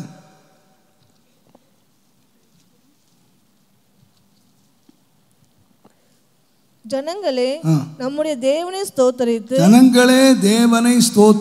அவரை துதிக்கும் சத்தத்தை கேட்க பண்ணுங்கள். துதிக்கும் சத்தத்தை என்ன செய்யணுமா? கேட்க பண்ணணும். முதல்ல துதியின் சத்தத்தை தொனிக்க பண்ணி, அப்போ ஒரு துதியின் சத்தம் என்ன செய்யணும்னா, தேவனுடைய பிள்ளைகள் அவருடைய அற்புதங்களை அவருடைய அதிசயங்களை விவரித்து என்ன செய்யணுமா? துதியின் சத்தத்தை தொனிக்க பண்ணணும், துதியின் சத்தத்தை கேட்க பண்ணணும். அப்போ நான் சொல்லுவேன், தேவனுடைய பிள்ளைகள் தேவனை ஸ்தோத்தரிக்கணும். எப்படி ஸ்தோத்தரிக்கணும்னா, தேவன் தன்னுடைய வாழ்க்கையிலே செய்த அதிசயமான கிரியைகளை விவரித்து சொல்லி தேவனை சத்தமிட்டு தேவனை துதிக்கணும். மௌனமாய் துதிக்கிறது இல்லை, முணுமுணுன்னு துதிக்கிறது இல்லை, மூக்கால துதிக்கிறது இல்லை. நல்ல சத்தத்தை உயர்த்தி தேவன் செய்த அற்புத கிரியைகளை ஒரு மனிதன் மனதார நினைத்து என்ன செய்வான்னா, நன்றியுள்ள இருதயத்தோடு அவன் கர்த்தரை ஸ்தோத்திரம் பண்ணணும். நம்முடைய வாழ்க்கையில் இந்த துதி மிக முக்கியமானது. பாருங்க, இன்றைக்கி குழுவாக இன்றைக்கு ஸ்தோத்திரம் பண்ணுவாங்க. சிலருக்கு ஸ்தோத்திரம் பண்ணணும்னா நல்ல சவுண்டாக ட்ரம் அடித்து நல்ல ஆர்கன் போட்டு நல்ல ஆராதனை வீரர் உட்கார்ந்து ஆண்டவரை ஸ்துதிங்க அப்படின்னு சொன்னால், தஞ்சாவூர் பொம்மை ஆட்டி விட்ட மாதிரி அது ஆட்டின பக்கம்லாம் ஆடிக்கிட்டு அப்படியே ஆடிட்டே கிடக்கும். அந்த மாதிரி விசுவாசிகளை ஸ்தோத்திரம் பண்ணுறதுக்கு குத்தி விட்டுக்கிட்டே இருக்கணும், அப்படியே கீ கொடுத்துக்கிட்டே இருக்கணும். கீ கொடுத்தா தான் நடக்கும். நான் நினைக்கிறேன், கீ கொடுத்து மற்றவங்க சொல்லி நம்மை ஸ்தோத்திரம் பண்ணுறதில்ல. நான் தாழ்மையாக விசுவாசிக்கிறேன், தேவனுடைய அதிசயங்கள் நம்முடைய வாழ்க்கையிலே தேவன் செய்த அதிசயங்களை நினைத்து நாம் ஆண்டவரை துதிக்கணும். நான் நினைக்கிறேன், அதிசயம் என்று சொன்ன சில நினைக்கிறாங்க, அதிசயம் நான் செங்கடல் திறக்கணும், அப்படி எரிகோ மதில் உடையணும், இதுதான் பெரிய அதிசயம் நினைக்கிறேன். நான் நினைக்கிறேன், அதிசயத்திலே பெரிய அதிசயம் என்னன்னு கேட்டிங்கன்னா, நீங்களும் நானும் ரட்சிக்கப்பட்டோம் பாருங்க, அதுதான் பெரிய அதிசயம். குருடனுடைய கண்கள் திறந்துன்னு சொல்றதை காட்டிலும், குஷ்டரோகி சுத்தமானான்னு சொல்லுகிறதை காட்டிலும், நான் சொல்லுவேன், ஒரு மனுஷன் வாழ்நாளெல்லாம் துதிக்கிறதுக்கு என்னன்னு கேட்டிங்கன்னா, தேவன் நம்ம இந்த உளையான சேற்றில் இருந்து இந்த ஆழமான குழியிலிருந்து நம்மை தூக்கி எடுத்தாரே, அது ஒன்றுக்காகவே ஆண்டவரை துதிக்கலாம். அதனால தான் சங்கீதக்காரன் சொன்னான், ஆண்டவரே நீர் எனக்கு செய்த உபகாரங்களுக்கு நான் என்னத்தை செலுத்துவேன்? ரட்சிப்பின் பாத்திரத்தை எடுத்துக்கொண்டு நான் கர்த்தருடைய நாமத்தை தொழுது கொள்ளுவேன்னு சொன்னான். தேவனை துதிக்கிறதுக்கு ஒரு அதிசயம் போதுங்க, ஒரு அதிசயம் போதும். நீங்கள் 50 லட்சம் ரூபாய் கொடுத்து உங்கள் சொத்தெல்லாம் விற்று உலகத்தையே நீங்கள் கொடுத்தாலும் ரட்சிக்கப்பட முடியாது. இன்றைக்கி உலகத்தில் மனுஷன் ரட்சிப்புக்காக அலைகிறது நீங்கள் எடுத்து பாருங்கள். எங்கெல்லாம் என்னெல்லாம் பண்ணுறான் பாருங்கள். என்னெல்லாம் பண்ணுறான், என்னென்ன தியாகங்களை பண்ணுறான். தேவனுடைய நாமத்துக்கு மகிமை உண்டாவதாக. பனி மலைகளில் நடந்து அப்படியே ரத்தம் சொட்ட சொட்ட, கால்களில் ரத்தம் வடிய வடிய, எத்தனை மலை ஏறி, எத்தனை பிரயாசப்பட்டு, எத்தனை நதிகளில் போய் குளிச்சு, அவன் என்னென்னவோ எடுக்கிறாங்க பிரயாசம். முள்ளு படுக்கையில் படுத்து கிடக்கிறான், முள்ளு மேலே படுக்கிறான், போய் நாக்கை குத்திக்கிறான், நாக்கை கிழிச்சிக்கிறான், என்னெல்லாமோ பண்ணிக்கிறான். என்ன பண்ணி அவனுக்கு என்றைக்காவது பாவ மன்னிப்பு கிடைச்சதான்னு கேட்டு பாருங்க. அவன்கிட்ட நீ மீட்கப்பட்டியான்னு கேட்டு பாருங்க. கிடையாதுங்க. அவனுக்கு லட்சக்கணக்காக செலவழிச்சு, கோடிக்கணக்காக செலவழிச்சு, தன்னுடைய சரீரத்தை கிழிச்சு, சரீரத்தை அவன் வேதனைப்படுத்தி, அங்கே குத்தி இங்கே குத்தி இழுத்து என்னத்தெல்லாமோ செய்து, ரத்தம் வடிய வடிய குத்தி கிழிச்சு, எவ்வளோ பிரயாசம் எடுத்து, எவ்வளோ பணத்தை செலவழிச்சு ரட்சிக்கப்படலை. ஆனால் நீங்கள் ரொம்ப கூலாக சொல்கிறீங்க. இங்கே ரட்சிக்கப்பட்டவங்கெல்லாம் கையை தூக்குங்கன்னா நீங்கள் எல்லோரும் கையை தூக்குவீங்க. நம்மளை ரட்சித்தார். ஆனால் நமக்கு ரொம்ப இலவசமாக கிடைச்சதுனால அது நமக்கு விலை தெரியாமல் போயிடுச்சு. நம்மகிட்ட மாத்திரம் ரட்சிப்புக்கு ஒரு 10 லட்ச ரூபா கொடுத்தா தான் நீ ரட்சிக்கப்படுவேன்னு சொல்லியிருந்தா நல்லாயிருக்கும். உங்களுக்கு 5 சவரன் நகை கொண்டு கொடுத்தா நீ ரட்சிக்கப்படுவேன்னு சொல்லியிருந்தா, நீங்கள் நகையை கொடுத்து ரட்சிக்கப்பட்டிருந்தீங்கன்னா நகைக்காவது கத்தனை சோதனை பண்ணியிருப்பீங்க, அந்த விலை தெரிஞ்சிருக்கும். ஆனால் நம்ம விசுவாசத்தினால ஆண்டவர்கிட்ட போன வேளையில் இலவசமாக தேவன் நம்ம ரட்சித்தார். ஆகையினால தான் அந்த ரட்சிப்பினுடைய விலை இன்றைக்கு நிறைய விசுவாசிகளுக்கு தெரிகிறது இல்லை. ரட்சிக்கப்பட்டேனுங்கிறது ஏன்னு கேட்டிங்கன்னா, தேவனுடைய நாமத்துக்கு மகிமை உண்டாவதாக. பாருங்கள், இங்கே தண்ணி இருக்குது, இதுக்கு விலை யாருக்கும் தெரியல. ஆனால் இந்த தண்ணி இல்லாமல் நீ எவ்வளோ நேரம் இருக்க முடியுமா பாருங்கள். ஒரு நாள் தண்ணி இல்லாமல் இருக்க முடியுமா? இருக்க முடியாது. நம்முடைய வாழ்க்கையில் நம்முடைய சரீரத்துக்கு இந்த தண்ணி வெரி இம்பார்ட்டன்ட். இந்த தண்ணியை மனுஷன் குடிக்காதனால தான், தன்னுடைய சரியான அளவில் குடிக்காதனால தான் எத்தனையோ வியாதிகள் அவன் சரீரத்தில் சந்திக்கிறான், எத்தனையோ வியாதிகள் அவன் சந்திக்கிறான். இந்த தண்ணி நமக்கு ரொம்ப விலை மதிக்க முடியாத மருந்து. ஆனால் இதனுடைய விலை ஏன் தெரியலன்னு கேட்டால், இது இலவசமாக கிடைக்குது, இலவசமாக கிடைக்குது. இந்த தண்ணியினுடைய விலை அறியணும்னா வேறு கிடைக்காத நாட்டுக்கு போய் தெரியணும். இதுக்கு ஒரு 40 மைல் நடந்து ஒரு குடம் தண்ணி எடுத்து வந்தால் அதனுடைய விலை தெரியும். நம்ம ஆளுங்க சில ஆளுங்க இருக்காங்க, சும்மா ஒரு கழுவ இடையாது கொஞ்சம் கழுவு அப்படின்னா போதும், 2 குழாயை திறந்து விட்டுருவான். அது பாட்டில் தப்ப தப்ப தப்ப தப்பில் போயிட்டு இருக்கவன் தேய்ச்சிக்கிட்டே உட்காந்துருப்பான். டேய் தண்ணி போகுதுடா அப்படின்னா, அப்போ நான் சொல்லுவேன், இந்த பாரு 4 பக்கெட்டு ஒன்றை இறக்கி வச்சு இந்த போரில் வருது பாரு, உனக்கு கஷ்டம் தெரியாது. இது நீ ஒழுங்காக பக்கெட்டை பிடிச்சி இறைச்சி குளிச்சேன்னா உனக்கு தெரியும் தண்ணி எவ்வளோ விலைன்னு. இது தப்ப குழாயத்தில் தான் வந்துடுது இல்லை, அது பாட்டில் போகுது, போரில் வருது இல்லை. ஒவ்வொரு இடத்துல தண்ணிக்கு படுற பாடு என்ன இது? ஏன் அதனுடைய விலை தெரியலன்னா, அது இலவசமாக கிடைக்குது. தேவன் இந்த ரட்சிப்பை இலவசமாக வச்சுட்டதுனால நாம் ரட்சிக்கப்பட்டோம்ங்கிற விலை நமக்கு தெரியல.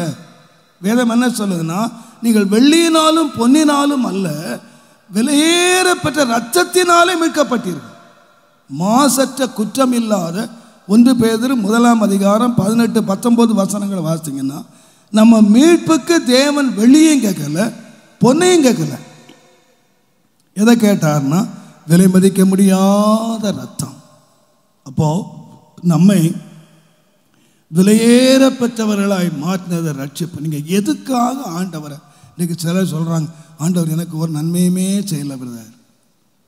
எப்பா உன்னை ரட்சித்தாரே, அதுக்கு போகிறதான் உன்னை எகிப்திலிருந்து விடுதலை ஆக்கினாரே, உன் பாவத்திலிருந்து விடுதலை ஆக்கினாரே, உனக்கு அது போதாதா?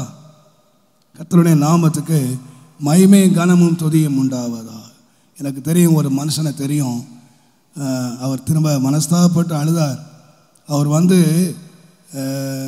இப்போல்லாம் டாஸ்மார்க் வந்துடுச்சு. இந்த டாஸ்மார்க் இல்லாத காலத்தில் அவர் இங்கே பக்கத்தில் கம்பெனியில் வேலை செய்தார்.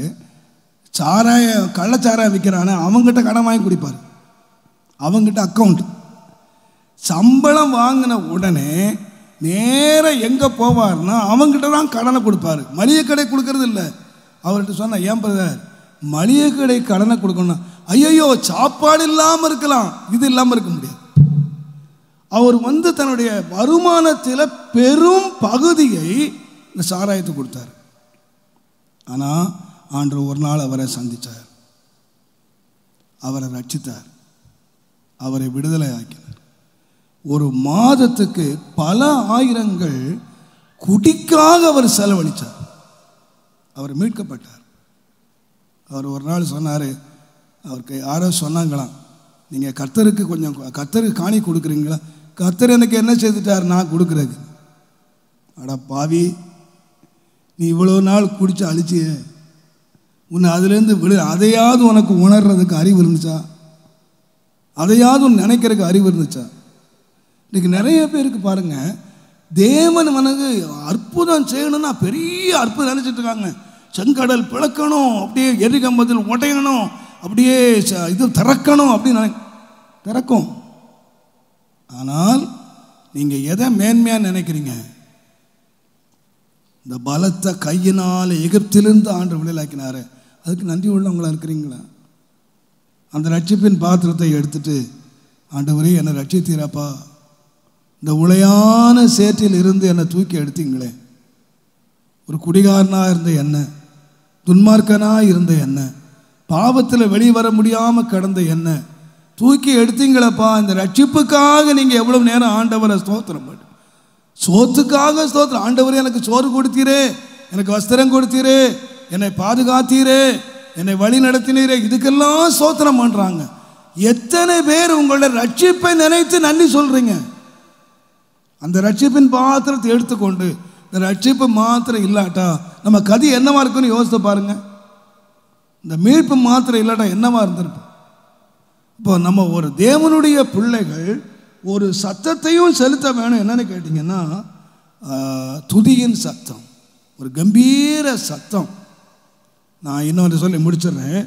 ஏசாயா 58ஆம் அதிகாரம் 1வது வசனத்தை நீங்கள் வாசித்தீங்கன்னா, தேவனுடைய ஏசாயா 58:1, சத்தமிட்டு கூப்பிடு, சத்தமிட்டு கூப்பிடு, அடக்கி கொள்ளாதே, எக்காலத்தை போல் உன் சத்தத்தை எக்காலத்தை போல உன்னுடைய சத்தத்தை உயர்த்தி என் ஜனத்துக்கு அவர்களுடைய அக்கிரமத்தையும் யாக்கோபுக்கு வம்சத்தாருக்கு அவர் பாவத்தையும் தெரிவி, மற்றவருடைய அக்கிரமத்தையும் பாவத்தையும் தெரிவிக்கிறதுக்கு என்ன செய்யணும்? ஒரு தேவனுடைய பிள்ளை சத்தம் போட அறிஞ்சிருக்கணும். சுருக்கமாய் சொன்னால், ஒரு தேவனுடைய பிள்ளை சுவிசேஷத்தை அறிவிக்கிற சத்தத்தை அறிஞ்சிருக்கணும். சத்தம் விட்டு சுவிசேஷத்தை அறிவிக்கணும். தெருவிலையோ மற்றவர்களுக்கோ நண்பர்களுக்கோ அவருடைய அக்கிரமத்தை சுவிசேஷத்தை அறிவிக்கிற சத்தம் ஒவ்வொரு கிறிஸ்தவன் மேலும் விழுந்த கடமை. மற்றவர்களுக்கு சுவிசேஷத்தை சொல்ல முடியாத ஒருவன் செத்த கிறிஸ்தவன். ஒருவனுக்கு ஆண்டவரை பற்றி சொல்ல முடியாட்டா அவனுக்கு ஜீவன் இல்லைன்னு அர்த்தம். ஜீவன் இருக்குமானால் இன்னொன்றை உருவாக்கும், பேசும். உண்மையா ஒரு கிறிஸ்தவனுக்கு உயிர் இருக்குன்னா என்ன அர்த்தம்னு கேட்டிங்கன்னா, அவன் மற்றவங்களை சொல்லுவான், மற்றவங்களை இயேசுவாண்ட சொல்லுவான், இயேசுவை பற்றி சொல்லுவான், இயேசுவை அறிவிப்பான். உயிருள்ள எவனுக்கும் இந்த கடமை இருக்கிறது. தேவன் என்னை மரணத்திலும் தப்புவித்து தேவன் என்னை உயிரோடு கொண்டு வந்தார் என்று ஒரு விசுவாசிப்பான். ஆனால் அவன் சத்தமிடணும், மற்றவங்களுக்கு சொல்லணும், இயேசுவை பற்றி சொல்லணும், அவனுடைய அக்கிரமத்தை பற்றி சொல்லணும், அவனுடைய பாவத்தை பற்றி சொல்லணும்.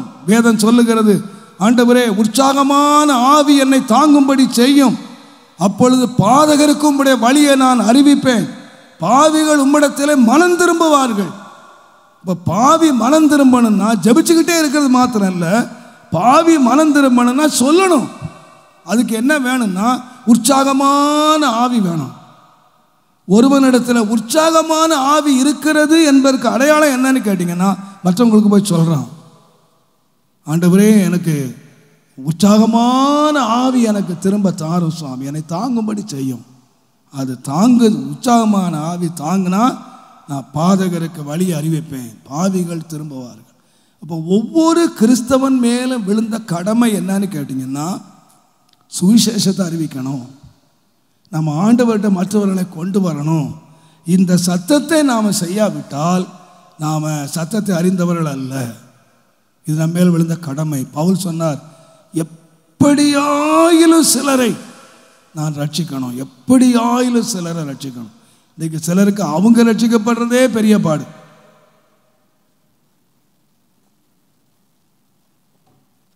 நம்முடைய வாழ்க்கையில் ஒரு தரிசனம் இருக்கணும், எப்படியாயிலும் நான் சிலரை. எத்தனை பேருக்கு நீங்கள் ஆண்டவரை பற்றி சொல்லியிருக்கிறீங்க? எத்தனை பேருக்கு ஆண்டவரை பற்றி உங்கள் நண்பர்களும் சொல்லியிருக்கீங்களா? உங்கள் பக்கத்து வீட்டுக்கார் சொல்லியிருக்கீங்களா? உங்கள் சகோதரருக்கு சொல்லியிருக்கீங்களா? உங்கள் உடன் பிறந்தவங்களுக்கு சொல்லியிருக்கிறீங்களா? அவங்க கேட்குறாங்க கேட்காத ரெண்டாவது விஷயம். ஆனால் நீ சத்தம் விட்டுருக்கணும், உன் சத்தத்தை அவங்க கேட்டிருக்கணும். கர்த்தருடைய நாமத்துக்கு மகிமை உண்டாவதாக. ஆகையினாலே இங்கே ஒரு சத்தம் இருக்கிறது, ஒரு வெண்கல ஒரு சத்தம். என்ன சத்தம்னா, அக்கிரமக்காரருக்கு பாவத்தை அறிவிக்கிற. கடைசியாக லூக்கா 1:44 நீங்கள் வாசிப்பீங்கன்னா, நீ வாழ்த்தின சத்தம் கேட்டபோது. அப்போ கிறிஸ்தவங்களுக்கு என்ன ஒரு சத்தம் இருக்குன்னு கேட்டிங்கன்னா, நம்ம கிறிஸ்தவத்தில் ஒரு பெரிய பழக்கத்தை ஆண்டவர் வச்சிருக்கிறாரு. ஒருவரை ஒருவர் என்ன செய்கிறது? வாழ்த்துங்கள், வாழ்த்துங்கள். தேவனுடைய நாமத்துக்கு மகிமை உண்டாவதாக. அப்போ எந்த மதத்திலேயும் இல்லாத ஒரு பழக்கத்தை இந்த கிறிஸ்தவம் கொண்டு வந்துச்சு. என்னன்னு கேட்டிங்கன்னா, ஒருத்தர் என்ன செய்யுங்க? வாழ்த்துங்க. God bless you, God bless you, கர்த்தர் உன்னை ஆசீர்வதிப்பார், காட் பிளஸ் யூ. ஒரு முறை நான் ஒரு சாட்சி எனக்கு கேள்விப்பட்டேன். ஒரு வருஷம் என்ன பண்ணுவார்னா, திருப்பதியில் போய் ஒரு பெரிய காணிக்கையை செலுத்துவார். எவ்ரி இயர் லட்சக்கணக்கான ரூபாய்களை அவர் சேர்த்து அவர் திருப்பதியிலே காணிக்கை செலுத்துவார். ஒரு நாள் அவர் அதுக்காக எத்தனை நாள் ஃபாஸ்டிங் இருப்பாராம். பெரிய பணக்காரன், அண்ணா நகரில் பெரிய பணக்காரன். அவர் வருஷம் போயிட்டு வருவார். ஒரு நாள் அவர் பணத்தை எல்லாம் சேர்த்து வச்சுட்டு அதுக்காக உபவாசம் இருப்பாராம். உபவாசம் இருந்து அவர் போவார்.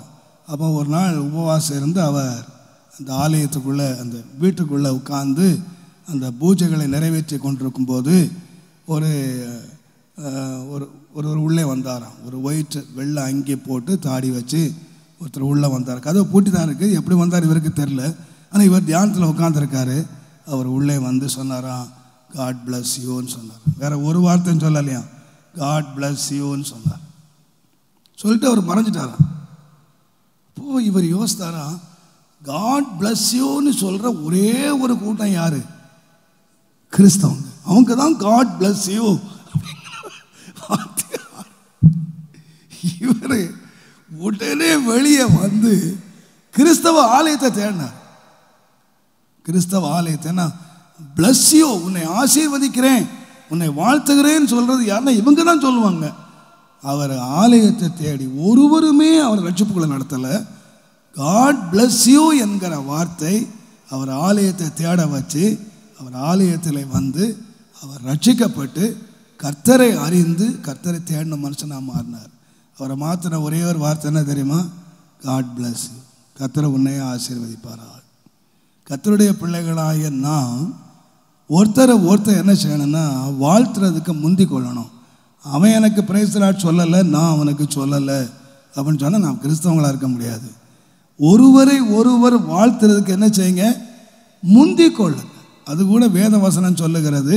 நீங்கள் 1 பேதுரு 5:13-14 நீங்கள் வாசிப்பீங்கன்னா எப்படி வாழ்த்தணுமா? உங்களுடனே கூட தெரிந்து கொள்ளப்பட்டிருக்கிற பாபிலோனில் உள்ள சபையும் என் குமாரனாகிய மார்க்கும் உங்களுக்கு வாழ்த்துதல் சொல்லுகிறார்கள். ஒருவரை ஒருவர் அன்பின் முத்தத்தோட வாழ்த்துதல் செய்யுங்கள். அன்றைக்கு அவங்க எப்படி வாழ்த்திருக்காங்கன்னு கேட்டீங்கன்னா, அன்பின் முத்தத்தோட ஒருவரை ஒருவர் நேசிச்சு கட்டி பிடிச்சு ஒருவருக்கு ஒருவர் வாழ்த்தல் சொல்லி வாழ்த்தினாங்க. என்ன மகிமையாக இருந்துச்சு பாருங்க அன்றைக்கு உள்ள வாழ்த்தல். ஒருத்தரை வாழ்த்துனாங்க. இன்றைக்கி ஒருத்தர் சபிச்சுட்டு இருக்கான், ஒருத்தரை கடிச்சு படிச்சுக்கிட்டு இருக்கிறான். ஆனால் கிறிஸ்தவ வாழ்க்கையில் ஒரு பெரிய மேன்மை இருக்குதுங்க. பவுல் நிருபங்களை எழுதினார்னா, பேராய் வாழ்த்துங்கள், உங்களை வாழ்த்துகிறான், அவன் உங்களை வாழ்த்துகிறான், உங்களுக்கு வாழ்த்தல் சொல்லுகிறான். கர்த்தருடைய நாமத்துக்கு மகிமை உண்டு. கிறிஸ்தவ வாழ்க்கை ஒவ்வொரு நாள் அநேகரை வாழ்த்துங்க, உங்கள் ஜெபத்தில் வாழ்த்துங்க, உங்கள் ஜெபத்தில் ஆசீர்வதிங்க. வேதம் சொல்லுகிறது, உன்னுடைய வாழ்த்தல் சத்தத்தை கேட்ட உடனே பிள்ளை என்ன செய்தான்? களிப்பாய் துள்ளிச்சான். அது ஒரு பெரிய ஒரு ஒண்டர். ஏன்னா அவன் தூதன் சொன்னான், பரிசுத்த ஆவி உன்மேல் தங்குவார், உன்மேல் வந்து இறங்குவார், உனக்கு பிறக்க போகிற பிள்ளை பரிசுத்தமானது தேவனுடைய குமாரன் சொல்லப்படும். அப்போ தேவன் யாரை ஆவினால் நிறைச்சார்னு கேட்டிங்கன்னா மரியாளை ஆவி நிறைச்சார். இப்போ அங்கே எலிசபெத் வீட்டுக்கு போகிறா, எலிசபெத்தினுடைய வயிற்றில் இருக்கிற பிள்ளை ஆவினால் நிறைஞ்சிருக்கு. அவன் கற்பத்திலேயே ஆவி நிரப்பட்டிருக்கான். அப்போ ஆவினால் நிறைஞ்ச அங்கே யோவான் ஸ்நானகன் எலிசபெத் வயிற்றில் இருக்கான். ஆவினால் நிறைஞ்ச ஒரு விசுவாசி, ஒரு கர்த்தருடைய பிள்ளை. இந்த வாழ்த்தின சத்தம் கேட்ட உடனே, இந்த சத்தம் யாரு கேட்டுச்சு? எலிசபெத் வயிற்றில் இருக்கு பாருங்க பிள்ளை, பரிசுத்த ஆவி நிறைஞ்ச ஒரு பிள்ளை. பரிசுத்த ஆவினால் நிறைந்து வாழ்த்துகிற ஒரு வாழ்த்தை பரிசுத்த ஆவினால் நிறைந்த ஒரு வயிற்றில் உள்ள பிள்ளை கேட்ட பொழுது களிப்பாய் துள்ளிச்சான். அந்த பிள்ளை துள்ளிச்சான், அப்படியே களிப்பா. எதை கேட்ட போது? வயிற்றில் உள்ள பிள்ளையே துள்ளிச்சுன்னா வெளியில் இருக்கிற துள்ளுவான துள்ள மாட்டாங்களா? துள்ளணும், அந்த மாதிரி வாழ்த்தணும். இன்னைக்கு நாம் சொல்லுவான், பாஸ்டர் அவள் சொன்ன வார்த்தையை மறக்கவே முடியலை பாஸ்டர், நாண்டுக்கிட்டு சாவலாம் போல. நம்ம வார்த்தைலாம் இன்றைக்கு அந்த மாதிரி குத்துறதுக்கும் இடிக்கிறதுக்கும் வேதனைப்படுத்துறதுக்கும் அழ வைக்கிறதுக்கும் ரொம்ப கில்லாடி ஆளுங்க. ஆனால் உண்மையாக என்னன்னு கேட்டீங்கன்னா, கிறிஸ்தவ வாழ்க்கை நான் ஒருவரை ஒருவர் அன்போடு வாழ்த்தும் போது மற்றவருடைய இருதயத்தை என்ன பண்ணுதுன்னா கலிகூற பண்ணுகிறது, ஆசீர்வதிக்கும் போது.